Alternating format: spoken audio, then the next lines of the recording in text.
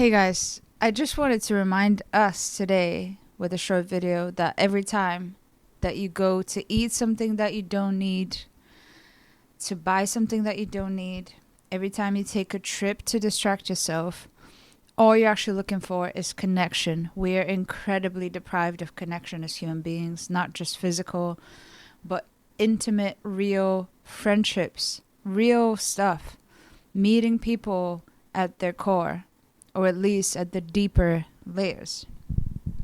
But we're just so distracted constantly. And finding that connection starts with the self first. It can go with other people, but usually that inspires the connection with self. So even if you don't have many people around you that you can trust, what you can do is seek that within yourself. Instead of overeating, which is something that I used to do and that still sometimes from time to time I still do.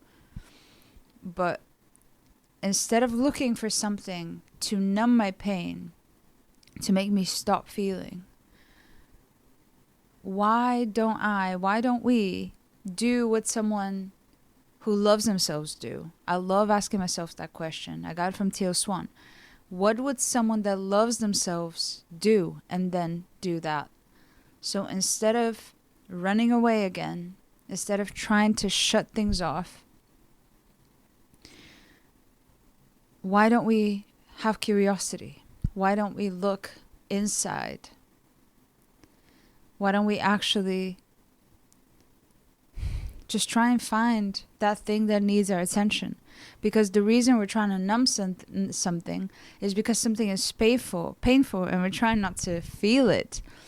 But what we resist persists, as Carl Jung says. In fact, it actually grows stronger. So those feelings that we're avoiding, that we don't want to feel, they will come up eventually. I'm going through that right now. I went through this heartbreak a couple months ago, and I thought I was over it. And now there's still remnants of it because I'm like fully letting it go. So I have to completely dissolve it. And to dissolve it, I have to meet all parts of it. And some of those parts are unprocessed grief. And as soon as I go through it, it's going to be gone. And that's okay. There's no need to rush things, but there's no need to bypass ourselves, because we know how hard it is right now to be a human being. And what we can do for ourselves is to meet ourselves, even if the world doesn't want to meet us yet where we want to be met, We can do that for ourselves. And that's going to set up the foundation of how we show up in the world and what we expect from other people and what we take as acceptable behavior. Because I'm telling you now, the person I was a few months ago would accept so much horrible behavior and just accept it and just be fine with it. Allow people to walk all over me just because we've been friends for a long time or something like that. That doesn't mean shit. It doesn't mean shit. And the more you strengthen your own self-respect, the more you're going to find that you just want that. You kind of demand it with your own, the way you carry yourself and how you are. And you deserve that. You deserve to act high value.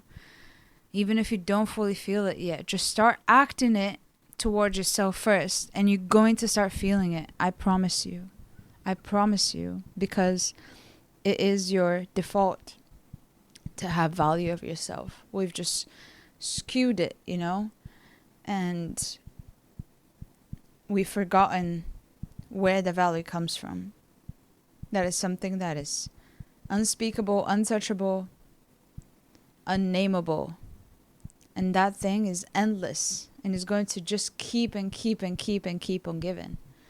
And we can just rejoice in that knowledge that we have the abundance of experience and the abundance of that endless love and truth, what people call God or the universe, is there for us. And it can make that space for us if we just ask.